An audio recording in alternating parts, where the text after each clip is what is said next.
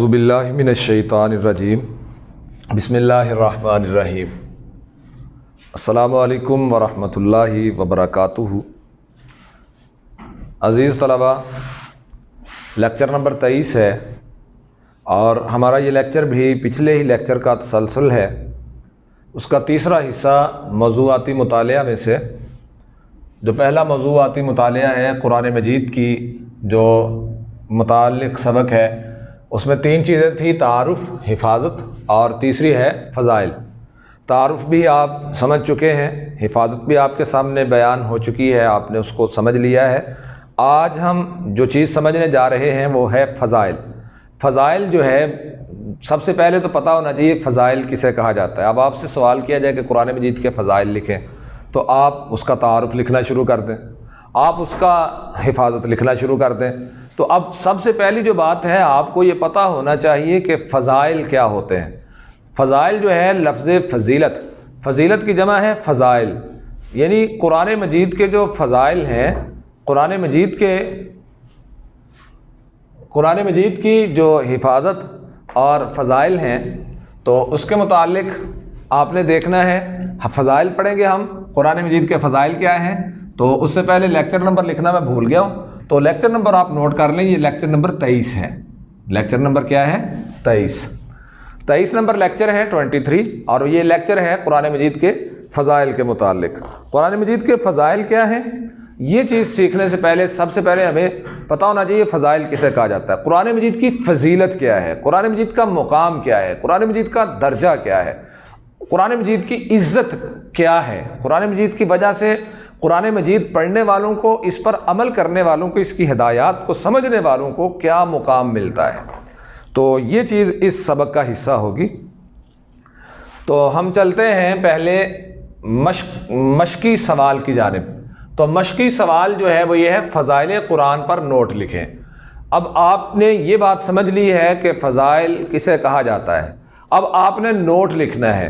Note کیا ہے قرآن مجید کی فضائل کے متعلق؟ وہ ایک پورا انہوں نے چیپٹر بنا کے آپ کو دیا ہوا ہے، اور ایک پورا باب آپ کے سامنے انہوں نے رقم کیا ہوا ہے، لکھا ہوا ہے اس کتاب پہ کہ قرآن مجید میں جو کچھ بیان ہوا ہے وہ یقینی علم اور حقیقت کی بنیاد پر مبنی ہے، اور اس میں کسی شک کا گزر نہیں۔ قرآن مجید میں جو کچھ بیان ہوا ہے اس کی حیثیت کیسی ہے؟ اس کی حیثیت ایسی ہے کہ وہ یقینی علم اور حقیقت کی بنیاد پر مبنی ہے، اور اس میں کسی شک کا گزر نہیں ہے۔ اس میں ہر زمانے اور ہر خطے کے تمام انسانوں کے لیے مکمل ہدایت اور رہنمائی موجود ہے، اور انسان کی دنیا اور آخرت کی حقیقی فلاح کا دار و مدار اسی پر عمل کرنے میں ہے۔ اس لیے قرآن حکیم کو بڑی فضیلت حاصل ہے۔ قرآن کریم کا پہلے انہوں نے تعارف کروایا ہے۔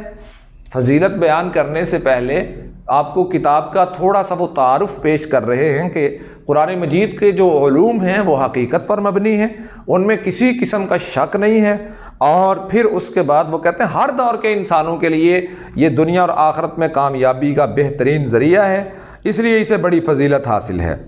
فضیلت میں جس طرح یہ کلام تمام کلاموں سے بہتر ہے، اسی طرح وہ انسان بھی تمام انسانوں سے بہتر ہے جو خود بھی اس کا علم حاصل کرے اور دوسروں کو بھی اس کا علم سکھائے۔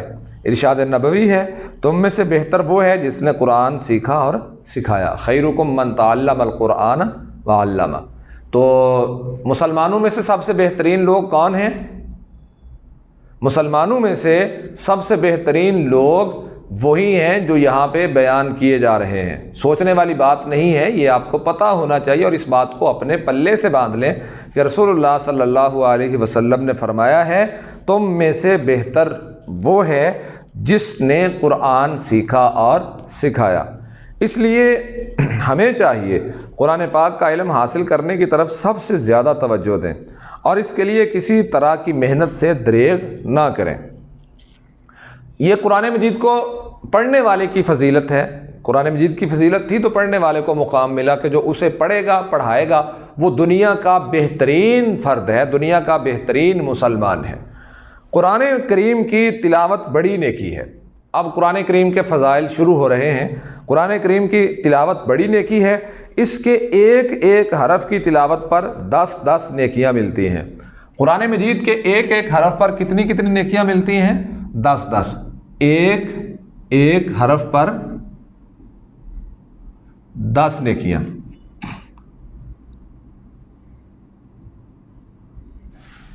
قرآن مجید کا ایک حرف پڑھیں تو کتنی نیکیاں ملیں گی؟ 10۔ اور اس طرح اگر حرف سے حرف ملتا ہے تو لفظ بنتا ہے، حروف پڑھتے چلے جائیں گے تو ہر حرف کے لحاظ سے، ہر حرف کے حساب سے اللہ تعالیٰ 10 نیکیاں عطا فرمائیں گے۔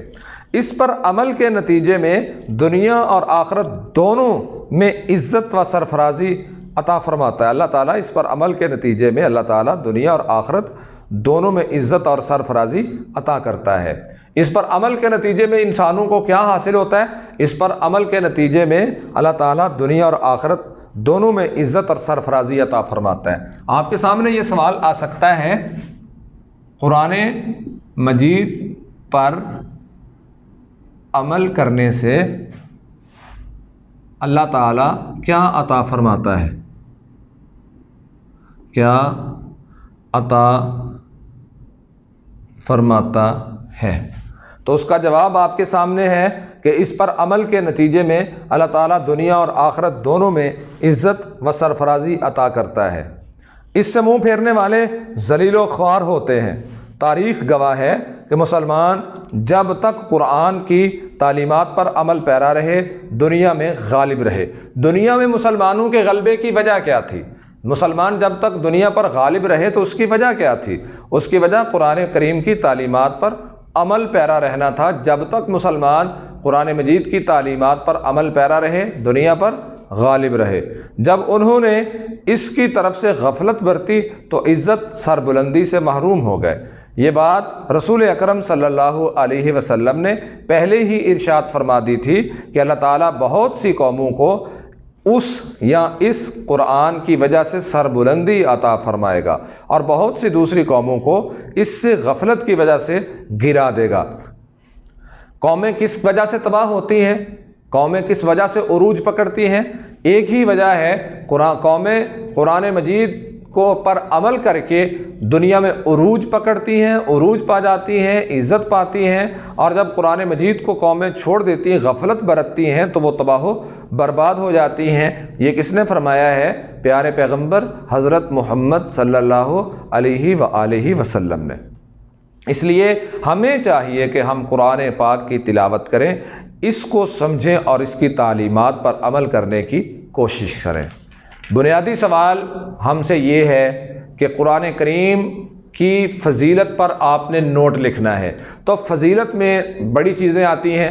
سب سے پہلے تو قرآن کریم کی اپنی فضیلت ہے، وہ فضیلت انہوں نے پہلے آپ کے سامنے لکھی ہے کہ قرآن مجید کی سب سے بڑی فضیلت یہ ہے کہ اس میں کوئی شک نہیں ہے، یہ بالکل محفوظ کتاب ہے اور ہر خطے اور ہر دور کے انسانوں کی ہدایت کا بہترین ذریعہ ہے۔ نہ صرف دنیا میں بلکہ آخرت کی کامیابی کا دار و مدار اس پر عمل کرنے میں ہے، اور یہ کلام دیگر تمام کلاموں سے افضل ہے۔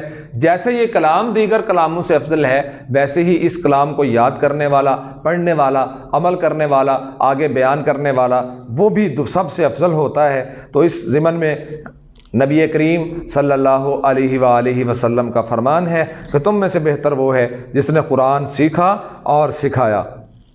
تو قرآن مجید کی جو ہمیں پڑھنے کی طرف، اسے سیکھنے اور سکھانے کی طرف توجہ دینی چاہیے۔